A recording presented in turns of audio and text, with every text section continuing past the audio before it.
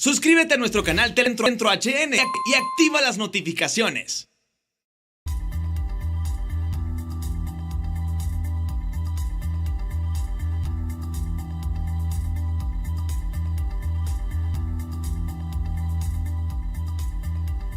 Buenas noches, bienvenidos al banquillo. Les saludamos como de costumbre a través de TSI. Revisamos la situación que vive el país con el gremio médico y con muchos otros trabajadores de la salud ahora en conflicto con el Estado.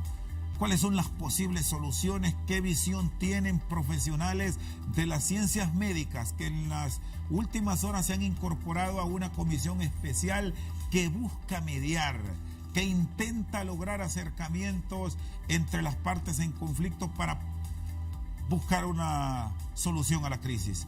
Doctora Enaligia Madrid de Torres, ¿qué tal está? Buenas noches, bienvenida, doctora. Mucho saludarlo, muchas gracias, Chendo. ¿Cómo han ido estos procesos? Pues mire, realmente están muy lentos para lo que nosotros nos hemos forjado. Yo quisiera contarle que el doctor Denis Castro Bobadilla toma la iniciativa en un desayuno que tuvimos ahí en el Marriott y estábamos hablando sobre estos problemas. Y estaba ahí el doctor Custodio, el doctor Plutarco Castellanos, el doctor Elmer Mayes, el doctor Miguel Flores, que es el decano de la Facultad de Odontología de la universidad. Y comentando entre nosotros dijimos, bueno, la verdad es que esto se está prolongando mucho. Los pacientes llegan a los centros de salud, a los hospitales.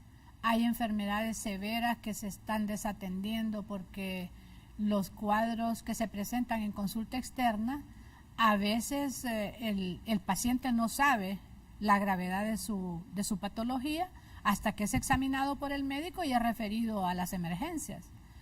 Entonces todo eso nos hizo pensar que era necesario que formásemos esa junta de nosotros y otros más que íbamos a invitar para que se incorporaran al grupo y que encontráramos entre nosotros, dada nuestra experiencia en el ámbito de la salud, algunas soluciones que se pueden plantear a ambos sectores para llegar a un acercamiento y encontrar soluciones.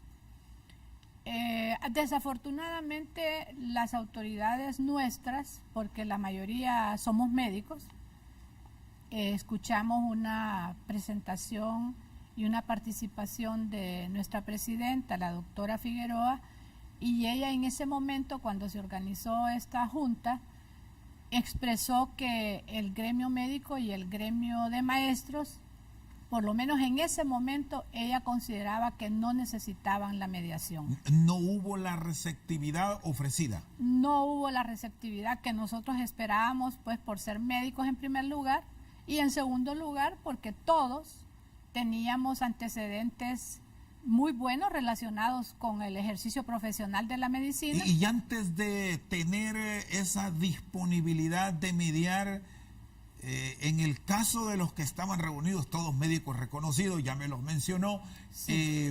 ¿Habían tenido contacto con algunos de los colegas que están en la movilización, doctora? ¿Hasta ahí cómo era el trato? Pues mire, habíamos platicado con varios médicos. Por ejemplo, en la Asociación de Médicos Jubilados y Pensionados, nosotros tenemos una reunión todos los martes que le llamamos la tertulia porque vamos a platicar, llevamos temas del momento. Y con algunos de ellos yo había conversado y sí estaban preocupados y todavía lo están, que se va agravando más el problema, que se va prolongando en el tiempo y que no hay solución. ¿Les molestó este rechazo de la doctora Suyapa Figueroa o lo tomaron normal? No, lo tomamos casi como normal porque también como nos hemos desempeñado dentro de las juntas directivas anteriores en el colegio médico y sabemos la responsabilidad cuando uno tiene ese tipo de cargos.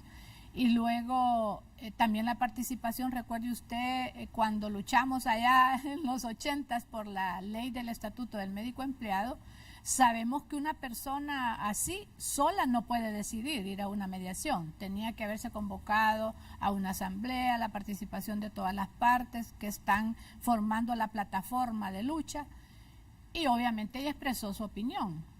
Pero nosotros pensábamos que después de eso se iba a reunir la plataforma, nos podría aceptar una entrevista con nosotros y nosotros plantearles cuál es nuestro pensamiento. Incluso solicitamos una entrevista por escrito con la Junta Directiva del Colegio Médico, que fue presentada el jueves de la semana pasada y aún no hemos recibido respuesta.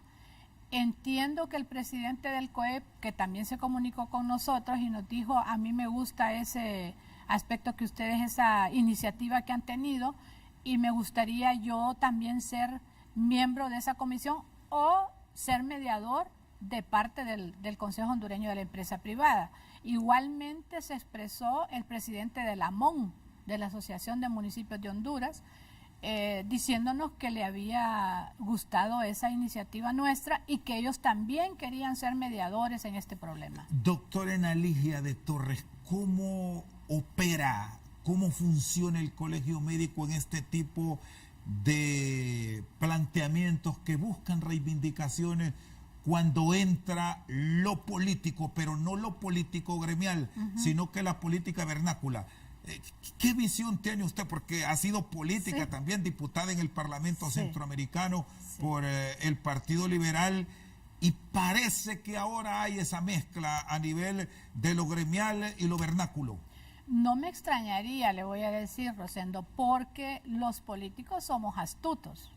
Siempre vamos buscando aquellos movimientos de reivindicación que nos hagan a nosotros levantar el perfil, sobre todo si el partido nuestro tiene el perfil muy bajo. Esa es una buena fuente. Exacto. Entonces, me imagino, porque yo asistí a un foro que fue convocado con una invitación del Colegio Médico de Honduras en el centro de convenciones de nuestro colegio, y me pareció a mí interesante asistir porque habían 3 conferencistas de muy buena reputación. Estaba el doctor que fue primer fiscal de la República, Edmundo Orellana Mercado. Estaba invitado el señor Carlos H. Reyes, que usted sabe que es un sindicalista dirigente famoso en el país y de experiencia. Y también estaba invitada una abogada que fue ministra de Recursos Humanos en el gobierno del presidente Lobo, la abogada Ana Pineda. Ellos 3 eran los conferencistas en ese foro y dije yo, bueno, me interesa, voy a irlos a escuchar, a ver qué planteamiento tienen ellos sobre el problema. Asistimos y mi sorpresa fue que la participación del abogado Edmundo Orellana Mercado se limitó a exaltar las cualidades de nuestra presidenta, cosa que al principio a mí me agradó porque es nuestra presidenta, pero ya después no tuvo ninguna presentación, sino que fue una media hora de alabar a la doctora Figueroa. Después el señor Carlos H. Reyes habló sobre las causas de por qué él había asistido a una reunión de dirigentes sindicales con el gobierno, porque en esa misma reunión o una creo que anterior a esa se les había juzgado como que ellos estaban vendidos y los estaban incluso recriminando al principio de ese foro. Entonces él explicó las razones por las cuales había asistido, pero al final no dio ninguna conferencia sobre el tema. Y sí, la abogada Ana Pineda, me pareció excelente su conferencia. Algunos de los principios que ella estableció desde el punto de vista legal me parecieron muy correctos, e incluso nosotros los hemos tomado en cuenta para el análisis que hemos hecho del problema. Y cuando entra la política en este tipo de actividad gremial, ¿se termina perdiendo la orientación por la cual se lucha en la calle? Se puede perder, y para terminar de explicarle lo que le quiero decir es que en ese foro levantaron la bandera 2 partidos políticos presentes y empezaron a aupar expresiones de la popularidad como Fuerajó y unas expresiones ya contra el gobierno directamente que me parecieron extremadamente políticas, y eso a mí me pareció que no era correcto, por lo menos dentro de nuestro ámbito gremial, profesional médico. Pues ese es nuestro hogar, es nuestro centro de convenciones, nuestro colegio médico. Y tampoco me pareció correcto porque, como dice usted, cuando ya se pierde el horizonte y se meten otros intereses, probablemente se pueda perder la verdadera sustancia que mantiene unido el movimiento. Con lo que se está programando para este jueves, estamos ahora de entrar a un día donde están planificando y se está planteando un paro nacional. ¿En qué puede terminar todo esto? ¿Cuál es la solución que ahora mismo ustedes como notables plantean para que al final no termine sufriendo el pueblo? Sí, yo creo que en este momento, que es el preámbulo a esa convocatoria tan fuerte que se ha hecho para el día de mañana y creo que pasado mañana también, es la oportunidad para que ambas partes se sienten a platicar, no voy a decir a dialogar, porque el diálogo es una conversación entre dos personas y dos personas pueden ponerse de acuerdo o no, pero si hay varias personas conversando sobre el tema y se escuchan las opiniones de varias personas, por lo menos 2 o 4 pueden estar de acuerdo, aunque otras 2 estén en desacuerdo. Una de las principales medidas que nosotros creemos que se deben tomar es que por parte del gobierno comprenda que en esos decretos existen algunas irregularidades o podríamos decir discrepancias que podrían solventarse.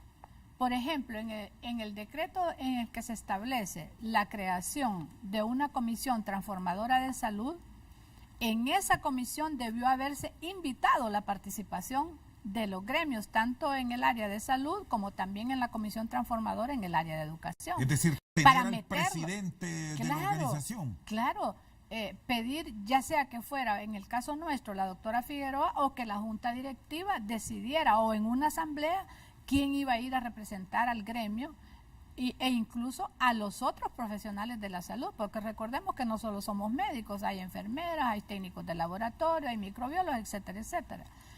Entonces, eso puede ser algo de parte del gobierno. Además de eso, el gobierno a nivel del Poder Legislativo, y creo que el doctor Mauricio Oliva muy probablemente lo puede permitir, porque yo sé que él es un médico colegiado. El doctor Mauricio Oliva fue un bastión muy importante cuando tuvimos la lucha por el estatuto del médico empleado. Allá en el área de Choluteca, él fue uno con el hermano que dirigió todo lo que nosotros hicimos en aquel tiempo a favor de lograr nuestra ley. Y él, que es médico, está consciente de que en el gremio médico lo más importante es la comunicación, compartir conocimiento y encontrar soluciones. Y él debe permitir que se haga una revisión artículo por artículo de la ley marco de protección social, porque en esa ley, Rosendo, es donde existen algunos artículos que considera el gremio que son lesivos a el actual orden de cosas o el actual modelo que existe en el país de atención de servicios de salud.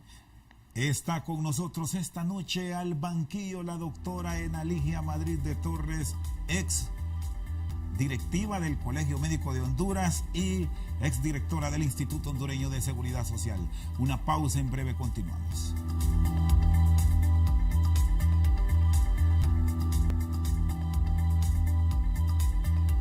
Sigue con nosotros esta noche la doctora Enaligia Madrid de Torres. Hoy el titular del Poder Ejecutivo ha dicho que lo llama a un diálogo a ustedes los médicos, bueno, en este caso a la Junta Directiva, sí, para que revisen punto por punto los contenidos de esos decretos del Poder Ejecutivo en Consejo de Ministros.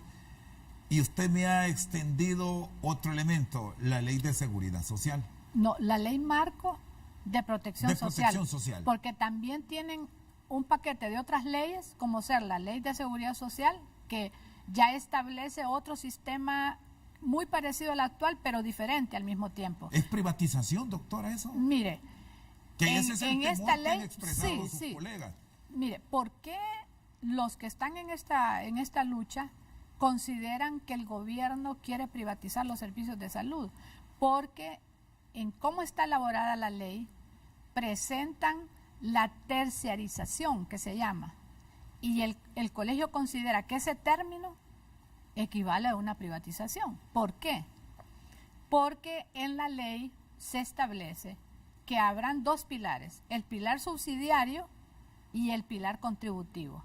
El pilar contributivo es los trabajadores que tenemos un trabajo, valga la redundancia, en la empresa privada o en el gobierno, vamos a contribuir, o sea que vamos a pagar una cuota de afiliación al sistema. Pero en el pilar subsidiario van a estar todas aquellas personas que no tienen trabajo, que no tienen ingresos, que son pobres, que no tienen cómo pagar la asistencia médica. Y se supone que en ese pilar subsidiario, quien va a subsidiar a esas personas es el Estado. Eso dice la ley. Pero el colegio cree que el Estado no va a ser capaz de responder por esas personas porque se necesita demasiado dinero para subsidiar todo ese pilar subsidiario, porque como usted sabe, la pobreza en este país anda de más del 70% de la población. Y si somos, ¿cuántos millones somos de población ahorita? Ya más de 9. Ya más de 9, imagínense. Entonces, si el 70%, 7 por 9, 63, son más de 6 millones los que tendría que subsidiar el Estado, y eso es una cantidad enorme de dinero. Entonces dicen, ¿cómo el Estado va a subsidiar esto? Si no dice, aun cuando en la ley sí dice cómo se van a obtener los fondos, pero ya un estudio financiero y económico de la ley, hecha por un organismo internacional, sentenció que no hay capacidad en este país para subsidiar todo ese tipo de... Eso lo deben reformar desde la óptica Entonces de eso ustedes. tiene que buscarse de dónde van a sacar el dinero, pero que sea creíble, que sea factible, para poder subsidiar a esa población que no tiene cómo pagar la atención en el sistema. Y ustedes ahora que han integrado esta comisión de notables, ¿han tenido la oportunidad de hacer este planteamiento a la secretaria de Salud, Consuelo Flores? La secretaria de Salud, yo pienso que ella, como ha tenido que estar en tantas entrevistas y luego atender la emergencia que se le está presentando, todavía no nos ha dado la cita. Pero sí creemos que ella nos va a recibir. Sí, vamos a hacer ese planteamiento. Y lo otro es que en ese pilar contributivo también hay diferencias. Por ejemplo, si usted tiene un salario igual a un salario mínimo, usted solo va a poder pagar el paquete 1 de atención hospitalaria. O sea, el paquete 1 es más bien servicios externos, consulta externa, exámenes, pero no atención hospitalaria de alta calidad. Si usted gana más de 2 salarios, usted va a contribuir más, entonces ya va subiendo la calidad de los servicios que le pueden dar. Y si usted gana mucho más, o sea, si usted es un empresario de éxito y aporta más cantidad, entonces usted va a poder tener derecho incluso a ser atendido en una unidad de cuidados intensivos, que es lo más caro que puede haber. Entonces el colegio estima, o sea, el movimiento estima que todos los que pertenecen tanto al pilar subsidiado como al pilar contributivo deben de tener todos los servicios de salud que necesita según su enfermedad, según su patología y según el criterio del médico tratante. Los argumentos del Estado es que como esté el sistema, no se sale adelante, que hay que hacer esta transformación, que hay que implementar estos cambios para mejorar. ¿Eso es viable? Yo creo que cada gobierno busca cómo mejorar lo que está en ese momento. Y de cierto se ha establecido que hay una crisis en todos los hospitales.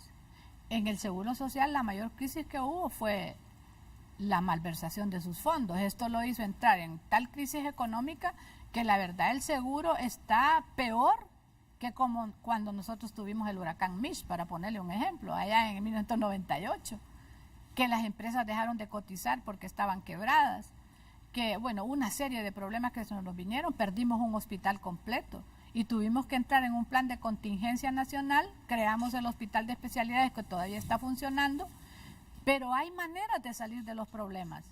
Entonces yo creo que en este momento, si se sientan las partes, si toman en cuenta las observaciones que nosotros y otras personas que tienen mucho conocimiento, más que su servidora, pueden presentarle al gobierno y al colegio médico. Hoy el gobierno, a través del presidente, le llamó.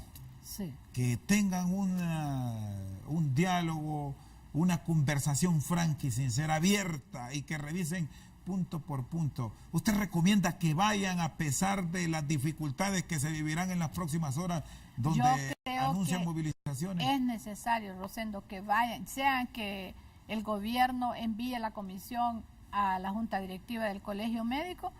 Mi padre me decía, lo cortés no quita lo valiente. El hecho que el gobierno mande a su comisión a hablar con ellos allá a la sede del colegio médico no le quita lo valiente, si no los quieren recibir, ni le quita ser gobierno. Y si hay rechazo, ¿cómo hacer? No creo que ellos, porque entonces fíjese, toda la opinión pública que en parte está de parte del movimiento de ellos, se les vendría pues contrario a eso, porque o sea, mirarían, usted les recomendaría que sí vayan. que manden una comisión de parte del gobierno a hablar ahí a la sede del colegio médico para que encuentren puntos convergentes y se vayan encontrando las soluciones. Cuando hoy se ha planteado ya y se ha difundido que si no están en las atenciones van a levantar actas, van a revisar si, Sí. le pongo su ejemplo, si Ana Ligia Madrid de Torres está en la clínica donde tiene Donde su debe plaza, estar. viene suspensión salarial y si hay reincidencia pueden venir sanciones incluso que la pueden hasta apartar de su puesto de trabajo. Mire, en todos los movimientos que generan reivindicaciones, sucede esto mismo. El gobierno hace eso, incluso van a las audiencias de descargo, pero cuando todos se ponen de acuerdo y firman aquel documento de conciliación, ahí Pactan, se pone siempre y pactos de pactan paz. que no haya nada de, que no les quiten sus salarios, que no hayan represalias, que no hayan despidos, y eso se deja ahí constancia. Sin embargo, en el caso y nunca dejan de hacerlo. Pero en el caso del gremio al cual usted pertenece, doctora Ana Ligia Madrid, está el asunto de vida, que existe el riesgo que si no hay una atención frecuente, muchos ciudadanos corren el riesgo de morir. Así es, y eso pienso que es lo que más nos preocupa a los médicos que ya tenemos algunas canas en nuestra experiencia. Porque cuando uno está más joven, a uno lo dominan las hormonas. En el caso de las mujeres, se desequilibran, los estrógenos son los que deciden. Por ejemplo, vea esto en el Congreso. Allí no hay uso del equilibrio que nos da la experiencia o los años. Hoy fue un espectáculo, Sí, me comentó que lo entonces observó. se les libera el simpático. El simpático liberado, usted no tiene ninguna control sobre sus acciones, sobre sus actos. En cambio, si usted tiene liberado el parasimpático es tranquilo, el parasimpático busca equilibrio, etcétera. Entonces, si hay equilibrio, puede haber concertación de las partes. Ustedes pueden buscar, a pesar del rechazo, con todo lo que se tiene programado, un nuevo intento. Es que lo estamos haciendo. Por el hecho de estar aquí en su programa y agradecer su invitación, ese es mi objetivo, que me escuchen las autoridades del colegio médico. Yo sé que ahí hay otras personas como la doctora Prudó, la doctora Ligia ¿qué? Bueno, no me acuerdo en este momento el apellido de la señora fiscal. Hay gente que es muy centrada. Muchos de ellos fueron sus profesionales, alumnos. algunas fueron mis alumnas. Porque la mayoría son mujeres las que están en la junta directiva. Y a veces las mujeres jóvenes son más valientes que los hombres jóvenes. Algunos dicen que es que las mujeres somos más emocionales. Yo no estoy de acuerdo con eso, y que los hombres son más racionales, o sea, piensan más antes de meterse en un problema de estos. Pero lo que sí cuenta es la unidad del gremio, y también podrían haber algo otros objetivos ya mezclados en el movimiento. ¿Qué otros objetivos? Que es lo que hablábamos con usted, los objetivos políticos. Pueden estar usando la plataforma del colegio médico, de las organizaciones magisteriales para aparecer en cargos políticos. Sí, muy probablemente ocurre eso con algunos partidos que están buscando más protagonismo del que normalmente tienen.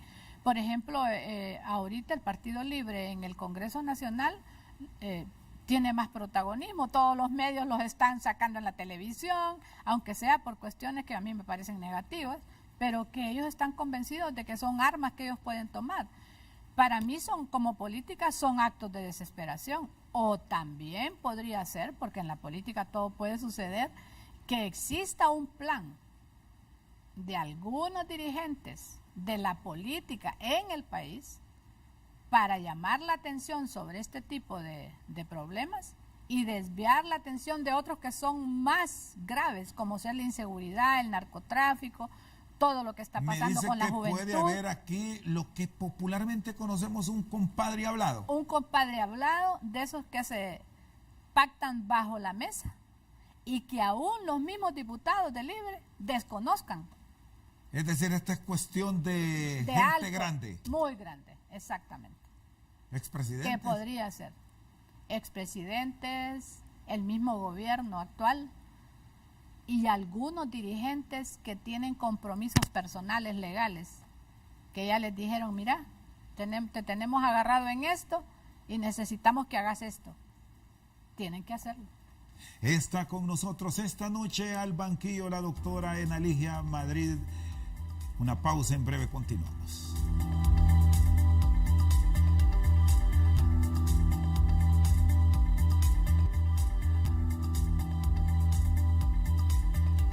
Continuamos esta noche al banquillo con la doctora Enaligia Madrid. Están abogando por cambios y hablan sus colegas que solo pueden sentarse con el gobierno y hablar de esos cambios si deroga los PCM. Fíjese que en ese planteamiento yo creo que ambas partes están equivocadas. En primer lugar, el gobierno ha dicho hoy y ha planteado que sí dialogan, pero eso ahí está. Bueno, que lo revisen. Pero el gobierno, cuando aprueba estos decretos, no tenía necesidad de hacerlo para lo que quería hacer, porque ellos ahorita han dicho que no van a hacer despidos masivos y que no hay privatización. Así dice incluso un anuncio que saca el gobierno. Pero entonces, ¿qué sucede? Por su lado, el Colegio Médico dice que sí, que esos decretos son terribles, porque con esos decretos se establece como una luz o como una apertura al derecho de despidos masivos y de violentar los estatutos de todos los profesionales. Pero a mí me parece, porque fíjese, en las funciones de estos decretos, uno de ellos crea la Comisión Nacional de Transformación para echar a andar el nuevo modelo de salud. Y el otro lo que hace es declarar un estado de emergencia en salud y un estado de emergencia en educación. Entonces, los estados de emergencia realmente se pueden prestar a actos de corrupción. Usted sabe que en un estado de emergencia se pueden hacer compras directas sin licitaciones de ningún tipo, ni licitaciones públicas, ni licitaciones nacionales, ni internacionales. Se van directo a las compras. Y lo que hacen es hacer compras fraccionadas. Estamos en emergencia ahora mismo en el sector. Claro, hay un estado de emergencia decretado por uno de esos decretos por el gobierno. No, pero de realidad, porque el decreto lo dice de realidad. Usted que ha conocido el sistema. Sí, hay una crisis en todo el sistema de salud a nivel nacional que podríamos decir que es un estado de emergencia. Pero no necesitaba el gobierno decretar el estado. ¿Cómo resolver ese estado de emergencia? Pero como ya están los decretos y estos dicen que hay que derogarlos y el gobierno dice no los derogo porque obviamente le quitarían su autoridad de tener iniciativa. Es ceder. En su administración del gobierno. ¿Ha planteado el gobierno que si se los deroga vendrá otra petición? ¿Usted comparte eso, doctora? Mire, no, realmente yo creo que los dos gremios no se van a exceder en esos puntos. Lo que sí puede hacer el gobierno es decirles, miren, lo que vamos a hacer es que vamos a agregar al decreto de la Comisión de Transformación de Salud unos artículos que digan hasta dónde es las funciones de esa comisión, hasta dónde se limita la función de esa comisión y decir que se exceptúan los despidos masivos y las violaciones de los estatutos. Poner o sea, ese que ellos adendum. un adendum que digan que no hay potestad de ninguna de las autoridades de esta comisión ni del Ministerio de Salud. Poner separar personal. Exactamente. Despidos masivos, porque usted sabe que en los despidos masivos pueden ser despidos injustos. Pero sí pueden haber despidos cuando usted tiene, por ejemplo, un trabajador que no está cumpliendo con su deber y que le aplica su audiencia de descargo y le va haciendo el procedimiento que ya establece la ley. ¿Eso se lo van a plantear ustedes como notables? Nosotros lo tenemos escrito en un documento. Flores. Sí, se lo vamos a plantear. Y además de eso, porque fíjese, en el decreto que dice que van a hacer una evaluación del personal, del recurso humano, que es, digamos que lo mismo, del personal que trabaja en la CESAL, Secretaría de Salud. Además dice que van a hacer una evaluación y diagnóstico de cómo está la situación en todos los hospitales a nivel nacional. También dicen que van a hacer un estudio de saber cuánto cuesta el modelo que se va a implementar y de dónde van a conseguir el dinero. Y también dice el decreto que esta comisión es como un apoyo al ministro de Salud, pero no fue lo que vimos realmente. Lo que hicieron fue prácticamente hasta sacaron al ministro, pues, porque lo desplazaron. La comisión lo desplazó al ministro de Salud. Y en la Secretaría de Salud, al revisar cuáles son las atribuciones dentro de la Secretaría, hay, por ejemplo, una gerencia que se encarga de esto, de administrar, por ejemplo, todos los fondos para compra de medicamentos, de hacer auditorías internas, de establecer todas las políticas legales de la institución, etcétera. O sea que dentro de la Secretaría de Salud ya existen todos los instrumentos y todas las funciones y todo el personal necesario para hacer todo lo que a esta comisión se le encomendó. Entonces no era necesario formar esa comisión para hacer lo que el gobierno quería hacer dentro de la CESAL. Pero como el decreto ya está, entonces hay que encontrar salidas. Y la salida para mí son adendum al decreto, estableciendo claramente que se van a respetar los estatutos y que no habrán despidos masivos injustificados. Y en toda esta problemática que se genera, ¿cómo observa el papel del gremio que está laborando en el Instituto Hondureño de Seguridad Social? Porque se ha sumado y ese es un servicio que es pagado. Usted fue directora de la institución, sí, doctora. Y durante mi administración no hubo ninguna huelga del personal médico ni de enfermería, ningún trabajador. Cuando yo llegué... ¿Es correcto actuar? No es correcto, porque fíjese que los que están afiliados al Instituto Hondureño de Seguridad Social pagan una mensualidad por los servicios.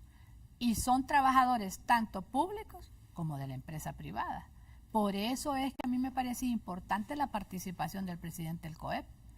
Yo sé que él probablemente no tiene mucho conocimiento sobre administración de servicios de salud, ni sobre, digamos, patología médica y todo eso, pues no tiene por qué saberlo, no es su profesión. Pero sí puede él tener mucho conocimiento en el aspecto financiero para analizar el nuevo modelo de atención de salud que dice que es privatización de los servicios de salud. A mí me parece que no es del todo, que es un modelo mixto de atención de salud, pero que hay que corregir algunas inconsistencias que tiene la ley marco. Por eso es que yo le digo que otra salida también tiene que ser revisar, permitir el Congreso Nacional, porque ya eso es a nivel del Congreso, que se revise la ley marco de protección social y se quite todo aquello que le causa escozor al gremio médico, porque están vislumbrando que se están violentando los derechos de la población a ser tratados con igualdad y equidad en la asistencia de los servicios de salud. ¿Qué hacer en este caso con el tema del seguro social? El actuar de la comisión interventora, que ha estado callada en los últimos días con este tema, sí, porque ahí ha sido histórico. Para que se practique una cirugía hay que programarse 3-4 meses, y a los que les ha tocado en estos días de las manifestaciones perdieron esa oportunidad, sí, y el riesgo de vida. Y tienen que reprogramarlas. Fíjese esa que reprogramación, doctora, esas reprogramaciones son terribles, porque hay tanta, eso se llama mora quirúrgica o mora de asistencia médica. Es tanta la mora que el tiempo no les va a ajustar en todo este año ni el año que viene. Y desafortunadamente el estado de salud del individuo no tiene partido político, no tiene género, no tiene religión, no tiene clase a la que usted pertenezca por su nivel socioeconómico. No, usted puede enfermarse igual que se enferma otra persona que no tiene nada en la vida, que no tiene ni su casa donde vivir. Le puede atacar el dengue a usted de igual manera que como le puede atacar a otra persona que no tiene ni siquiera una asistencia en el pueblo donde vive, y que vienen aquí, no sé ni cómo hacen para trasladarse y pagar un transporte, ahí duermen en las aceras de los hospitales. Entonces, es terrible lo que puede pasar. Ahora, fíjese que yo me pregunto, ¿hay algún modelo de atención de salud en el mundo entero que sea exitoso sin que llene algunos requisitos? Por ejemplo, que los que están involucrados en ejecutar ese sistema lo conozcan. En este caso, no todos los que están involucrados en el sector salud conocían antes de que se aprobara la ley marco. Hasta ahora que ya les están dando esta discusión y que el colegio les está explicando, la gente medio entiende qué es lo que puede pasar. Entonces el gobierno sí cometió ese error, que no socializó, como dicen en el Congreso, no participó la población, el pueblo, porque sí me acuerdo que hubo reuniones, por ejemplo, yo asistí a una reunión que convocó el abogado Leicelar a todos los jubilados y pensionados, o sea que son los que han tenido un buen trabajo en su vida, pues, y que tienen una pensión y una jubilación. Ese es un reducido grupo de la población. Ahí sí socializó él y se le hicieron muchas interrogantes. Yo me acuerdo que yo participé. Lo otro es que del colegio médico las acciones no son hasta ahorita, que a veces se le critica que porque van a una huelga sin llenar todos los pasos. No, el colegio desde el 2014. Imagínense que hay un amparo de inconstitucionalidad de esa ley marco y todavía no lo han contestado desde el 2014. Entonces hay, como quien dice, una tardanza del gobierno en reaccionar ante las opiniones de la gente que está interesada en que las cosas se hagan bien, tanto gobierno como los profesionales. Está con nosotros esta noche al banquillo la doctora Enaligia Madrid de Torres. Una pausa, en breve continuamos.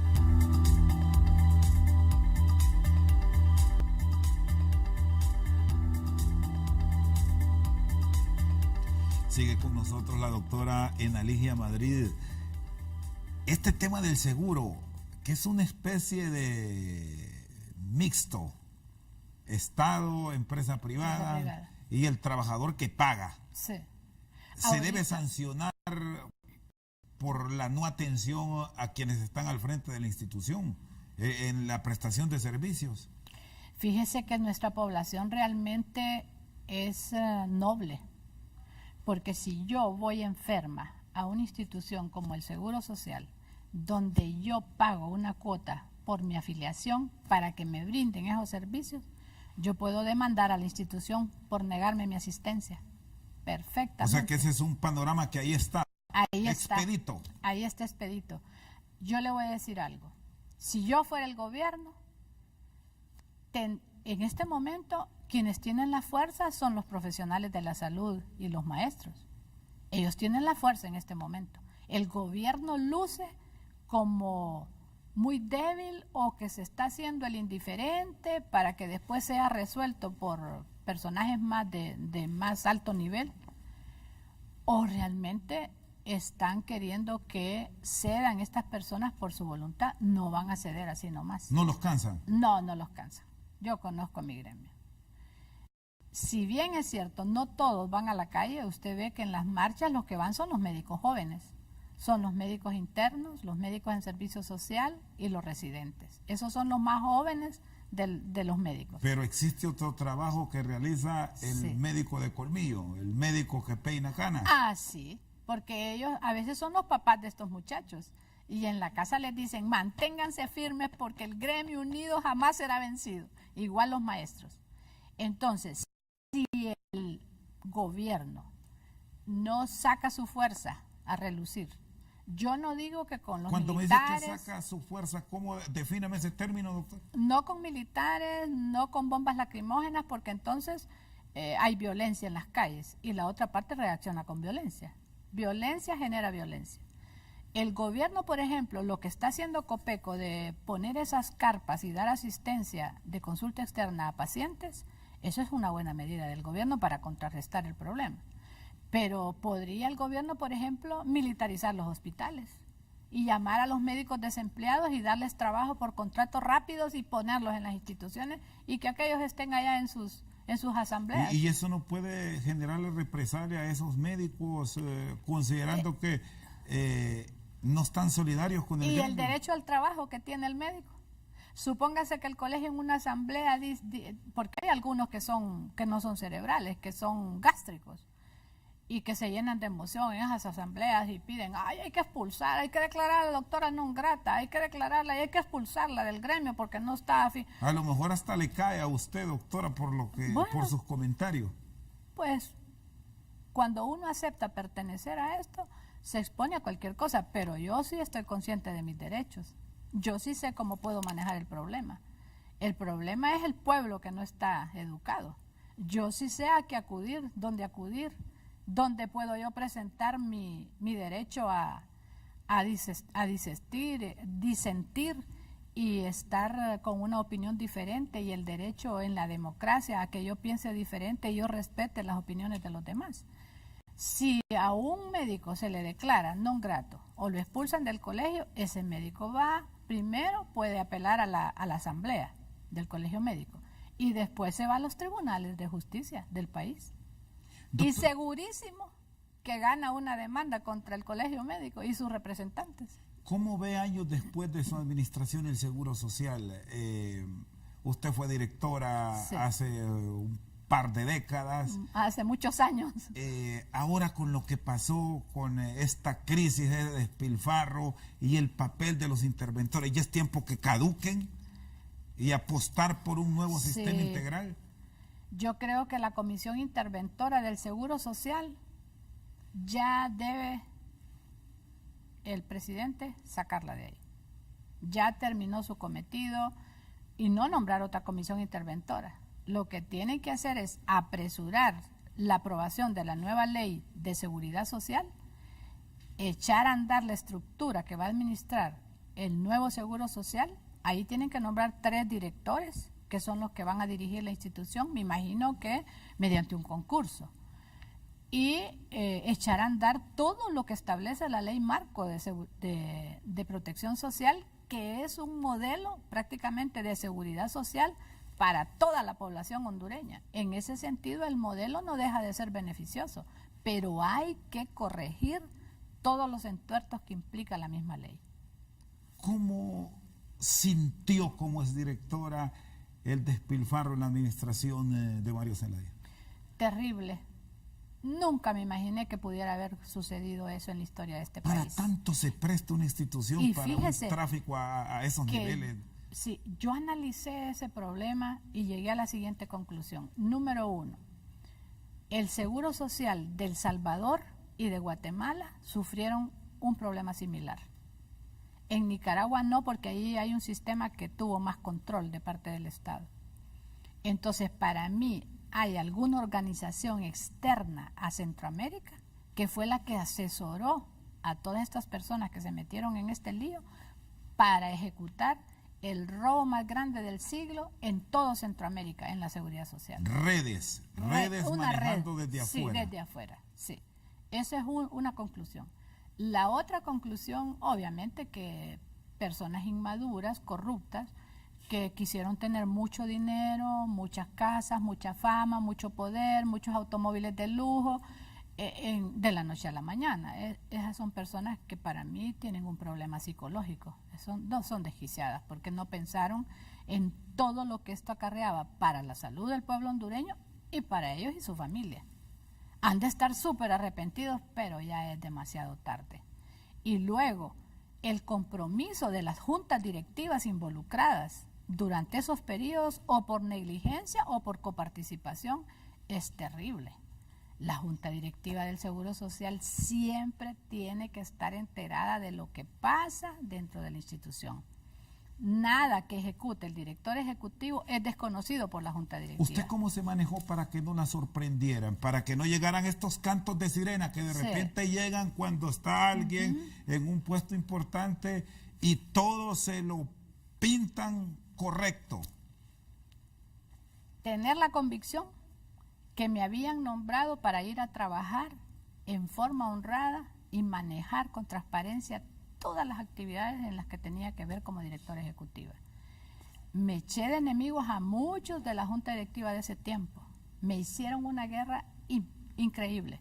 ¿Y esa guerra y esa enemistad venía por qué era esa enemistad? Porque yo no permitía algunos actos irregulares en los que ellos querían que yo me prestara, a los que ellos querían que yo me prestara. Para ponerle un ejemplo, cuando yo llego, no hay estándares de consumo en la institución. Estándares de consumo significa tantos litros de suero para tantos meses, igual a tantos millones de lempiras. Pues cuando yo llego en San Pedro Sula, en las bodegas del Seguro Social, tuvimos que descartar, incinerar y descartar de de una manera eficiente y profesional más de 120 millones de sueros vencidos, porque no había estándares de consumo en la institución. Y esto era y eso obviamente me causó carga de administraciones pasadas. De administraciones pasadas, de 2 administraciones pasadas, en contubernio con los empresarios o las empresas que vendían los sueros al Seguro Social, en San Pedro Sula y en Tegucigalpa. Y por eso la satanizaron. Me satanizaron y querían sacarme, sobre todo algunos representantes de la empresa privada, que no les gustó pues mi proceder. Incluso... ¿Quiénes fueron? Recuerden. Bueno, todavía son altas personas en este país, dentro de la empresa privada, que son capaces de todo, y obviamente yo no voy a decir sus nombres. Señorones, decimos aquí. Porque es un riesgo terrible. Mire, a mí me asaltaron en mi casa, a mis 2 hijas menores. En ese tiempo mi hija menor tenía creo que 8 años y la mayor tenía 15. Y fueron amarradas con calcetines, con corbatas, les pusieron pistolas en la cabeza. Yo me acababa de ir para el Seguro Social. ¿Sabe por qué?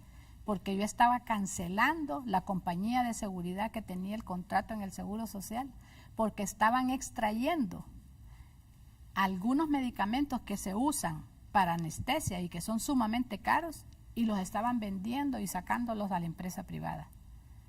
Los mismos que nos estaban dando la seguridad en la institución.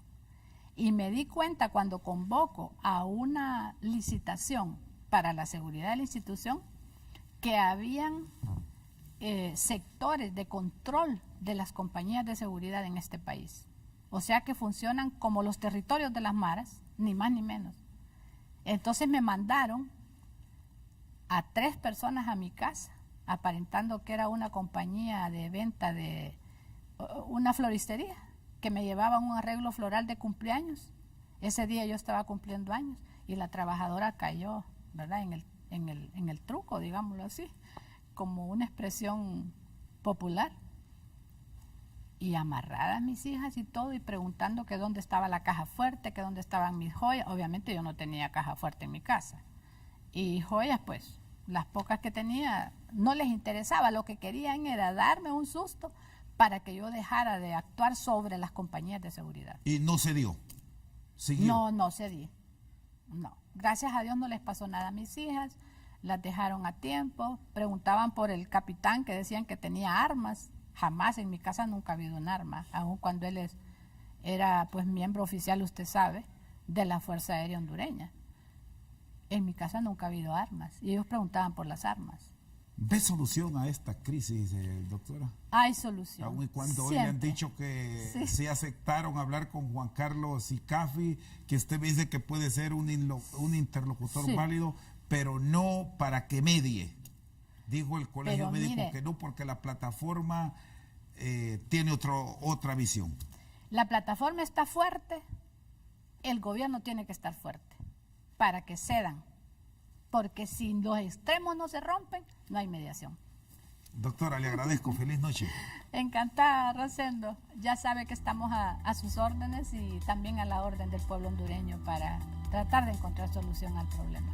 La doctora especialista en pediatría. En pediatría, sí. En Aligia Madrid de Torres con nosotros esta noche en El Banquillo. Por su sintonía, muchas gracias.